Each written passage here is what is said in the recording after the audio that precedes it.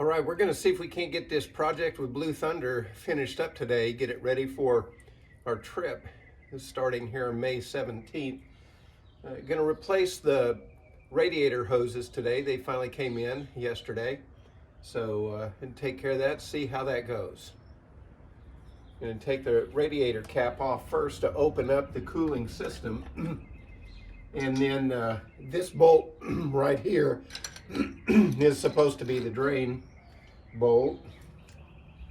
So that is a 10 millimeter.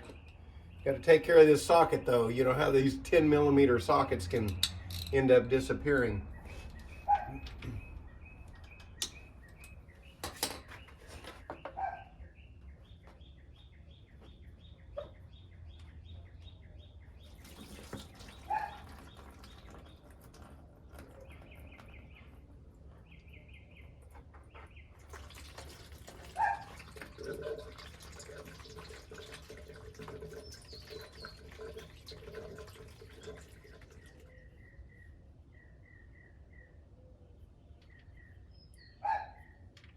I'm going to put this plug back in because I don't want it leaking all over the place while I replace these hoses.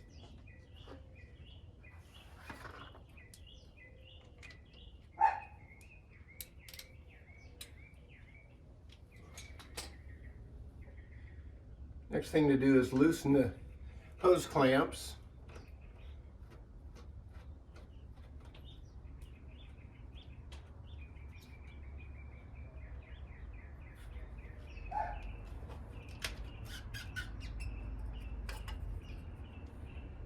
That one.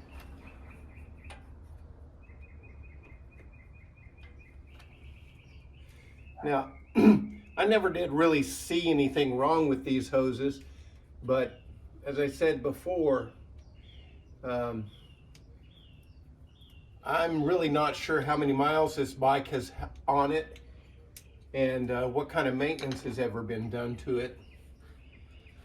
Since I'm taking it on a pretty substantial trip here this month, I just think it's better safe than sorry.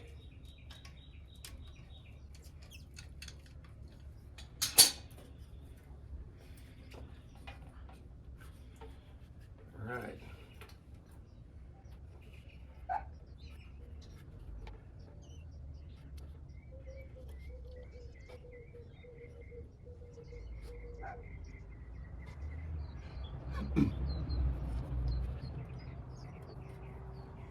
This hose has a white dot on it and a yellow dot on it.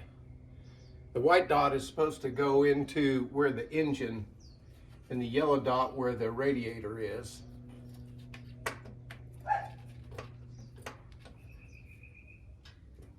And there we go. That's it for this side. All right, so this side looks a little more complicated. This is pretty easy. But the hose goes back in and hooks to the thermostat housing back in there. And as you can see, the way the hose clamp is, the screw to the hose clamp is on the top, and that leads me to believe that it's going to be easier to just take the tank off and get to it from the top that way, and maybe reach down, you know, through the open area up in there to get that off. So I'm going to give that a try. All right, I've got the tank on, and I can look down and see where the hose connects and where the hose clamp is, but it's kind of far down there, so I'm going to have to use this long screwdriver to be able to get in to where that clamp is.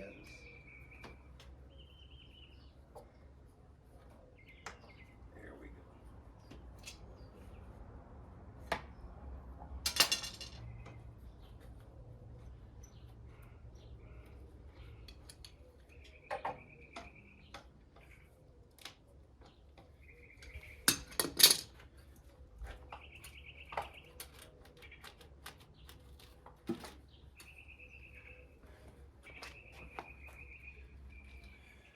right, a couple of things I've discovered as I'm doing this. First is a zip tie here holding, it looks like a vacuum tube or something onto this hose.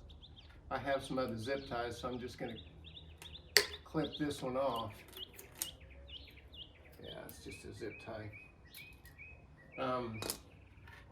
Take this hose off. Ooh, water in there.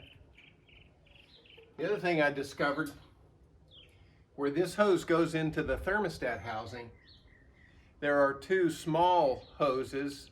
They look like heater hoses that go from the thermostat housing into each of the two cylinder heads.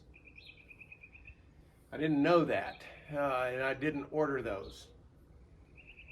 So what I'm going to do, I'm just going to risk it for this trip. I don't know how much of a risk it is. Again, I had no problems with leakage or anything like that.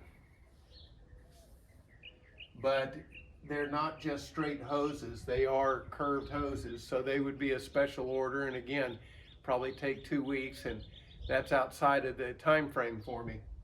So I'm just going to go ahead and put this new radiator hose on, and just go with that. Had I done my research a little bit better and saw that there were a couple of other hoses there, I would have ordered those and replaced those as well. But those are going to have to wait until after the trip.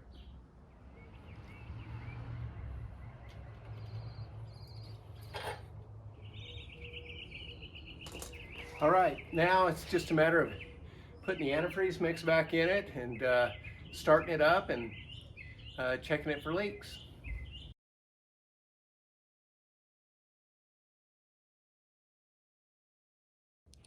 All right, and there she is. No extra parts laying around that I saw. Of course, that doesn't mean that I forgot something or forgot to tighten a bolt or something. So I think the thing to do at this point is to take it out, drive it around, and see how she goes. Well, that wraps up the videos that I'm going to do about the pre-trip maintenance. Stay tuned. Here in the next couple of days, I'm going to be posting a video about the trip itself and the planning that I've put into it. I'll be going up into different parts of Arizona, New Mexico, and Utah, and that ought to be a lot of fun. So I'll talk to you later.